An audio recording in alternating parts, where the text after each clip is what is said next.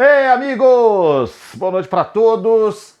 Canal Tricolaço, sejam bem-vindos. Um canal dedicado ao São Paulo Futebol Clube, criado por um sujeito que ama futebol. Por isso mesmo, enquanto São Paulo continua de férias, nós estamos aqui falando das aventuras da seleção brasileira no Catar. Claro, não só da seleção, do restante do torneio também, mas é claro, dedicando-nos mais aos Jogos do Brasil. E o Brasil hoje fez aquilo que eu disse que não ia ter na Copa, show, né? Mas assim, um show parcial, porque durou um tempo só. Brasil 4, Coreia do Sul 1, melhor do que encomenda.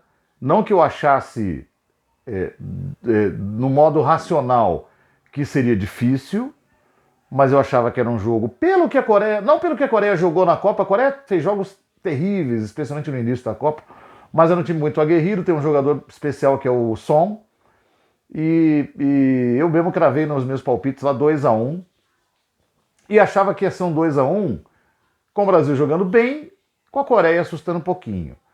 Aí ontem me deu um medo, eu não sei se foi porque a França jogou muito, não sei se foi porque a Inglaterra jogou muito, mas eu comecei a imaginar aquelas situações que eu ainda não tinha visto acontecer com o Brasil na Copa, e comecei a pensar não no fato de enfrentar uma França depois e dar errado, mas de vacilar, de botar um salto alto ou tomar decisões erradas e perder para a Coreia. Perdendo os pênaltis, perdendo um gol vadio. Isso, felizmente, não aconteceu, porque o Brasil fez algo hoje que a França faz muito bem, e acho que é o ponto de desequilíbrio quando a gente pensa no time da França e não só no Mbappé. A França começa os seus jogos sempre a 220 por hora. É um negócio impressionante. Pode prestar atenção. Ela até solta um pouco esse ritmo depois, cadencia um pouco mais o jogo, mas os seus 15 minutos iniciais de partida, em todas aquelas da Copa, exceto no jogo contra a Tunísia, quando eles entraram com o time reserva, muito parecido com o Brasil contra Camarões, a França entra sempre num ritmo alucinante, o negócio que você fala, uma correria, fala, meu, os caras vão atropelar, fazer 2, 4, 5, 6 gols de cara e nem sempre acontece.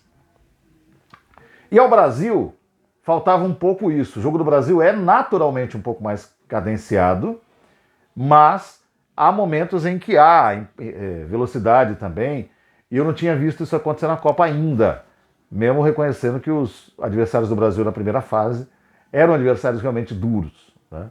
Mas hoje isso não aconteceu. O que eu mais gostei é que o time começou em cima do time da Coreia, porque há duas maneiras de ver.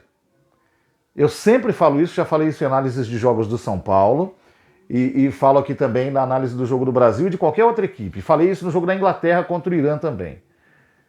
Há duas maneiras de você ver. Você ganha da Coreia do Sul porque é fácil, mas você ganha da Coreia do Sul porque você transforma o jogo em jogo fácil. Portugal não transformou o seu jogo contra a Coreia do Sul em jogo fácil e perdeu para a Coreia. Ah, mas estava com reservas em campo. Verdade. Mas Portugal mesmo com reservas, aliás, Portugal tem um elenco espetacular, não só no time titular, vacilou e perdeu o jogo, né? E o Brasil não fez isso, impôs o seu ritmo desde o começo. Acho que o Tite foi muito corajoso ao bancar o Neymar desde o começo. Havia medo da precipitação, mas no fim das contas ele estava bem tranquilo. É verdade que ele não apanhou tanto no jogo de hoje, o que poderia prejudicá-lo. O Danilo na lateral esquerda não é exatamente um absurdo. O Danilo é lateral direito, mas ele jogou na esquerda no Santos. Aliás, o Danilo, para quem não se lembra, jogou no Santos do Neymar. Ele foi para o Manchester City e jogou muito tempo na esquerda. Ele está na Juventus e joga também na esquerda. Às vezes ele faz terceiro homem da zaga pelo lado esquerdo, terceiro homem da zaga pelo lado direito e às vezes a lateral direita. Então ele é um jogador versátil em quem se pode confiar, né? E hoje ele de novo fez um jogo muito mais de proteção, que é uma característica, além de ser dele, uma que a gente, observando os jogos, tem certeza que o Tite pede isso a ele, para que o Brasil tenha um pouco mais de tranquilidade atrás, e ele liberou o Éder Militão para fazer as suas descidas. O Militão desceu, participou do jogo ativamente, e aí o Brasil resolve o jogo rápido com jogadores especiais. Vinícius Júnior, que para mim é o melhor jogador dessa seleção até aqui. É impressionante o que esse cara está jogando de bola. Já estava no Real Madrid, mas ele não era titular da seleção brasileira, até por insegurança do próprio Tite.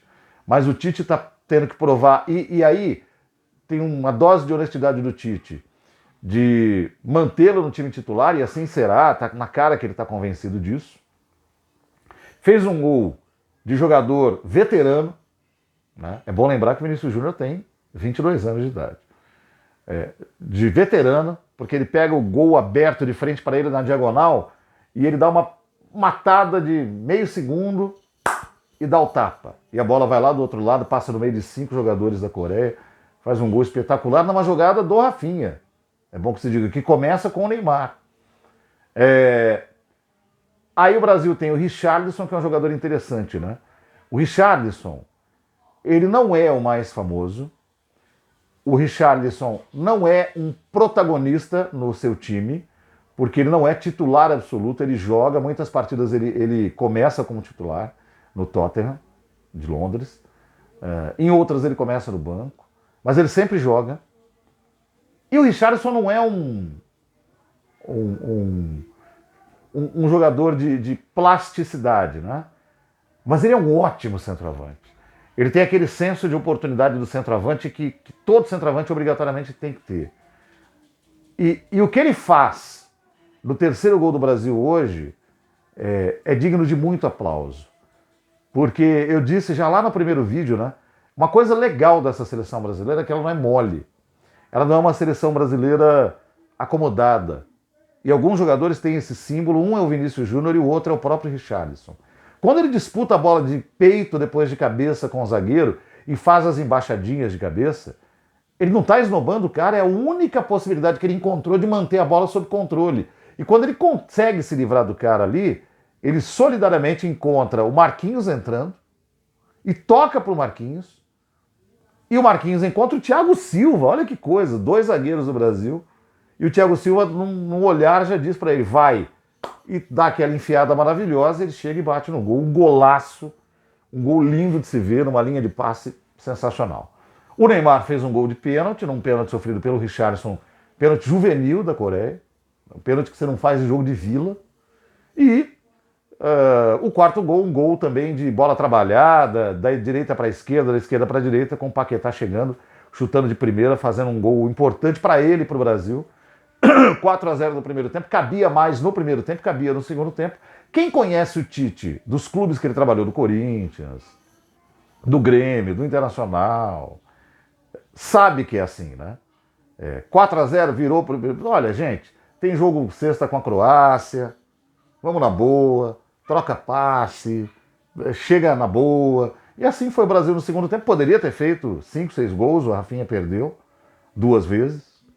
O Daniel Alves deu um chute maravilhoso, mas pegou no zagueiro. Então, chance o Brasil teve.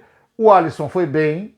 O chute do jogador da Coreia que fez o gol é um chute quase que indefensável. Ele ainda bate no quadril do Thiago Silva e desvia, né? E aí tira o Alisson da jogada, mas não há de ser nada. E a única coisa que ainda destoa nesse time do Brasil, para surpresa minha, é o Rafinha. E alguém pode dizer, pô, mas o Rafinha é um novato, apareceu agora, né? Se bobear não devia nem ser titular.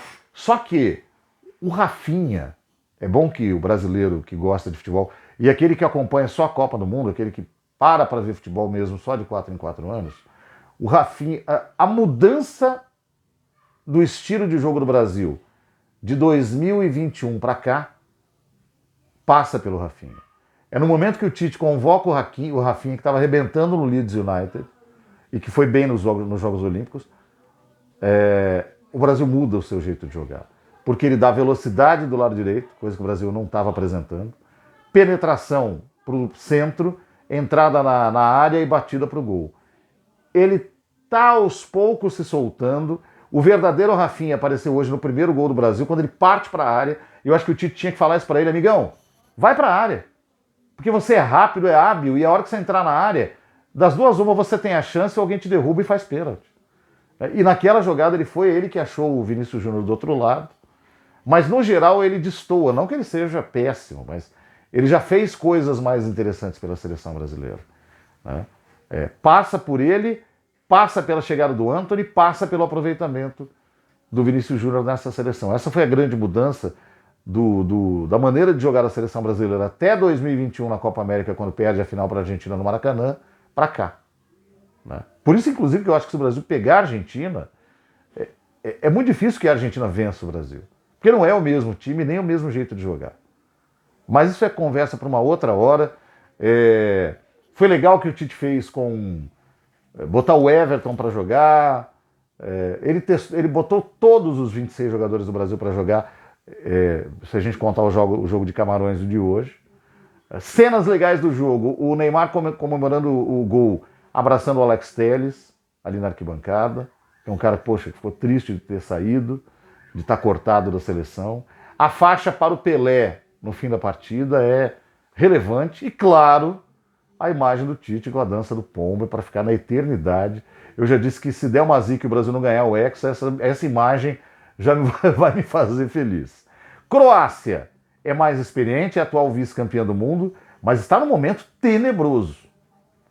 Pode dificultar um pouco para o Brasil no seu sistema defensivo dela, a Croácia, mas é um time lento, é um time de futebol duro, difícil da gente acompanhar com um pouco de prazer ali. Tem jogadores experientes, é verdade. O Modric, o principal deles, Perisic, Lovren, Kramaric lá na frente, que é um belo jogador. O técnico é um cara que sabe das coisas, o Dalit. Agora,